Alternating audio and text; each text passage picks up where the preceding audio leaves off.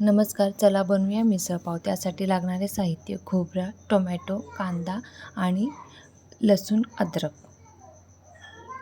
सर्वप्रथम कांदा आणि टोमॅटो भाजून घेऊया. थोडं भाजल्यानंतर लसूण आणि अद्रक घालून परत भाजून घेऊया. कुकरमध्ये ओसळ शिजवून घेतलेले आहे आणि भाजलेले कांदा, टोमॅटो, लसूण, अद्रक मिक्सर करून घेऊ. पॅनमध्ये 4 चमचे तेल घालूया.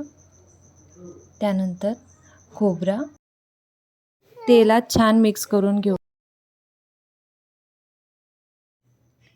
त्यानंतर मिक्सरमध्ये केलेले वाटण घालून मिक्स करून घेऊया. 2 चमचे लाल तिखट,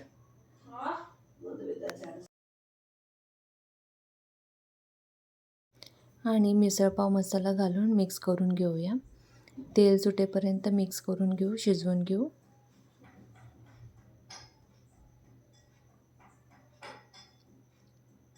शिजवून झाल्यानंतर त्यात शिजवलेले उसळ घालूया. मिक्स करून घेऊया. त्यानंतर 2 ग्लास पाणी घालून शिजवून घेऊया. चवीनुसार मीठ घालू. उकळी येईपर्यंत शिजवून घेऊया आणि वरून लिंबू आणि कोथिंबीर घालून सर्व करूया. नक्की ट्राय करून पहा. धन्यवाद.